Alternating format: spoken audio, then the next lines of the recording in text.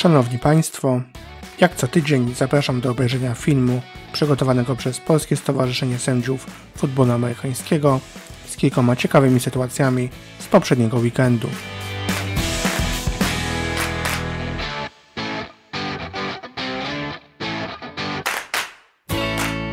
Pierwsza akcja wydaje się, że najbardziej kontrowersyjna.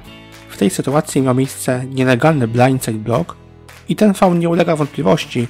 Zawodnik faulowany został uderzony z niewidocznej strony, uderzenie jest silne i wszystkie wymogi faulu są tutaj spełnione. Flaga była słuszna. Pozostaje jednak pytanie, czy w tej sytuacji zawodnik faulujący nie powinien zostać dodatkowo zdyskwalifikowany za targeting.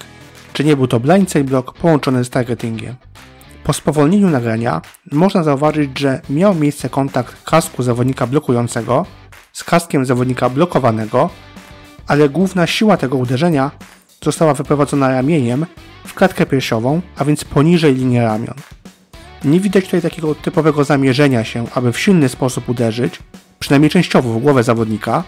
Trudno także odnaleźć jeden z indikatorów targetingu, nie ma takiego typowego wybicia się czy pochylenia głowy. Gdyby kontakt ramieniem jednocześnie był i w kask, i w klatkę piersiową, wtedy dyskwalifikacja byłaby zasadna, natomiast w tym przypadku wydaje się, że flaga tylko za blindside block była dobrą decyzją.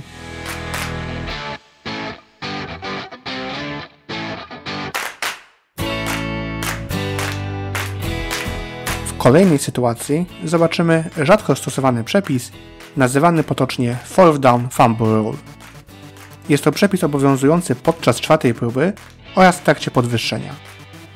Zgodnie z tym przepisem, jeśli przed zmianą drużynowego posiadania ma miejsce fumble drużyny ataku i piłkę odzyska zawodnik inny niż ten, który ją zgubił, to piłka staje się martwa. Jeśli odzyskanie ma miejsce naprzód w stosunku do miejsca zgubienia piłki, to wraca ono do miejsca fumbla. Dodatkowo, jeśli taka sytuacja ma miejsce podczas podwyższenia, to podwyższenie się kończy i jest ono nieudane. W oglądanej sytuacji zawodnik ataku gubi piłkę przed polem punktowym, piłka wtacza się do endzone, gdzie zostaje odzyskana przez innego zawodnika tej samej drużyny, ale zgodnie z cytowanym przepisem, w momencie odzyskania piłka staje się martwa, wraca do miejsca zgubienia, a zatem podwyższenie kończy się i nie ma punktów.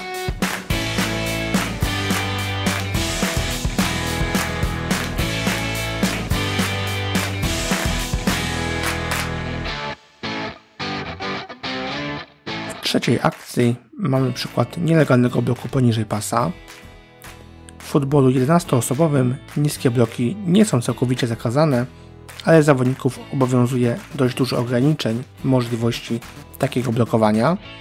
Między innymi po tym, jak piłka opuści strefę tackli, to zawodnicy drużyny ataku nie mogą blokować poniżej pasa w kierunku własnej linii końcowej.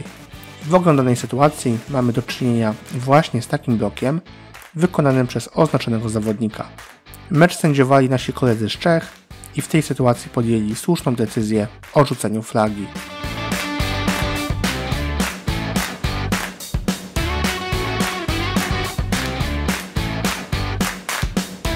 Czwarta sytuacja.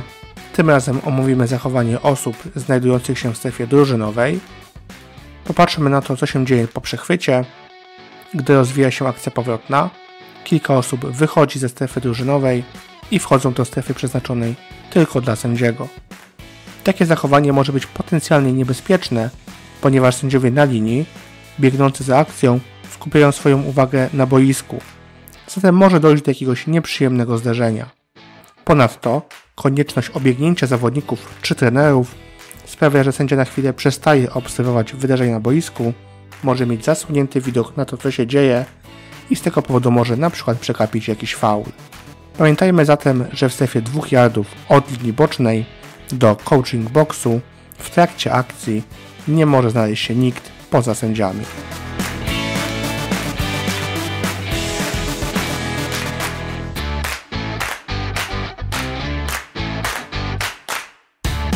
W ostatniej sytuacji zobaczymy kopnięcie z akcji dotknięte przez drużynę odbierającą. Niedawno na naszym fanpage'u na Facebooku pojawił się tekst o tym, kiedy warto dotykać kopniętą piłkę, a kiedy lepiej ją zostawić. Przypomnijmy zatem jeszcze raz, że jeśli kopnięcie z akcji, np. punt, zostanie dotknięte przez zawodnika drużyny odbierającej poza strefą neutralną, to każdy zawodnik na boisku może piłkę łapać lub odzyskać. Do momentu takiego dotknięcia zawodnicy drużyny kopiącej nie mogą piłki legalnie dotknąć. W związku z tym, w akcji, którą oglądamy, drużyna kopiąca weszła legalnie w posiadanie piłki, ponieważ przed tym odzyskaniem piłka została dotknięta poza strefą neutralną przez zawodnika drużyny odbierającej. Zwróćmy też uwagę na to, że dotknięcie piłki jest sygnalizowane przez sędziego.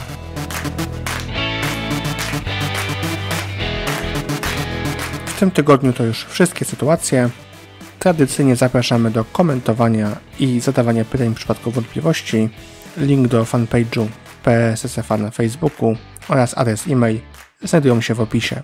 Życzymy wszystkim drużynom powodzenia w nadchodzący weekend i do usłyszenia.